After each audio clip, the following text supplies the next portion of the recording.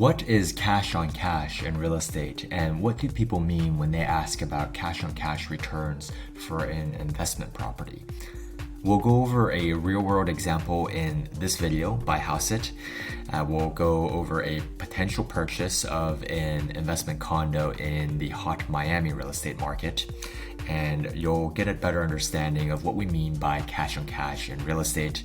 Essentially, cash on cash is not an accounting term. It's not a taxable income or return term.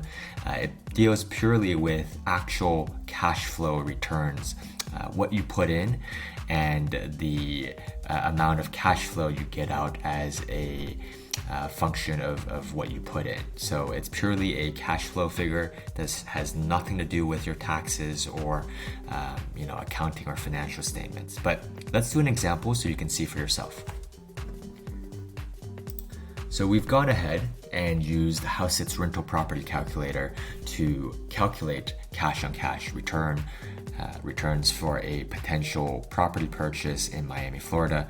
As you can see here, we've already pre-filled all of this out. $940,000 purchase price. We calculated the closing costs using the Miami buyer closing cost calculator on Hauseit's website as well. Again, this is just an estimate. We looked at comps in the building. There was a slightly smaller unit that rented for $6,500 just within the past couple weeks. So we'll assume conservatively $6,500. The unit is move-in ready, so no need for renovations. You're borrowing 80%, so that's $752,000.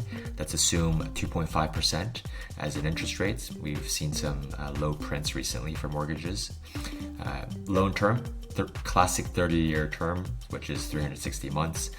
These figures, as you can see on the right-hand side, are total annual expenses. So property taxes, you can look up on the Miami-Dade government websites. You can just Google property search Miami. You can look up any unit's property tax bill. Property taxes in Miami-Dade are actually released November 1st of every year. So the 2021 taxes, again paid in arrears, have actually already been released. So we have a pretty accurate figure for property taxes for 2021 here. For common charges, just get the common charge figure either from the listing, or you ask the listing agent, the seller, multiply that by 12 to get an annual common charge figure. In Miami, it's often referred to as maintenance, even though these are condos. Home insurance premium, you can ask around for a few quotes if you don't already have a sense. For something like this, about $1,000 is very reasonable. This is going to be self-managed, and we're going to assume a zero vacancy rate because it is quite a hot market with almost no inventory at the moment in Miami, and just very minimal maintenance and repairs, maybe $1,000 maximum to fix, do some small touch-ups before the next tenant moves in. So this is what we're looking at.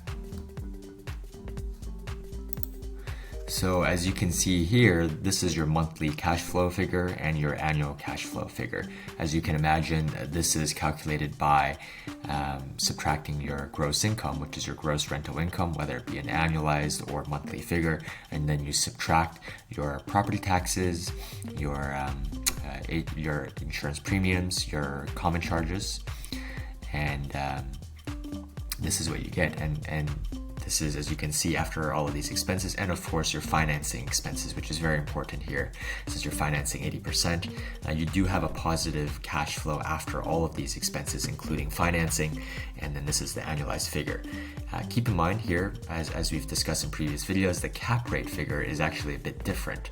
So the cap rate figure is just your net operating income over your cost basis, and your net operating income is your essentially your rental income less your operating expenses, but ignoring financing or of course taxes or depreciation and amortization. So in this case, your 5.13% cap rate is actually your monthly income subtracted by your operating expenses here, which are taxes, HOA, common charges, your insurance premium, and any sort of maintenance or repairs. So this is what it looks like from a unlevered perspective. Here you have the upfront cash investment, so you're putting up the down payment obviously, and then any closing costs or renovations, which are zero in this case. So this is your cash investment, and then this is your cash on cash return. So this is calculated simply by your annual cash flow divided by your upfront cash investment. So in terms of cash flow, you're getting a little bit over 13,000 in cash flow after all of your expenses, including paying down your principal and your mortgage interest, which is actually paying yourself in terms of the principal. And then you're getting this sort of cash on cash return over your initial investment, which is about 6.6%. Not too bad. But we hope this video was helpful. If you have any questions, please leave us a comment below. Please remember to hit like and subscribe if you like what you see. We do come out with content on a regular basis. My name is Chris at Hauseit, and we'll see you on the next one.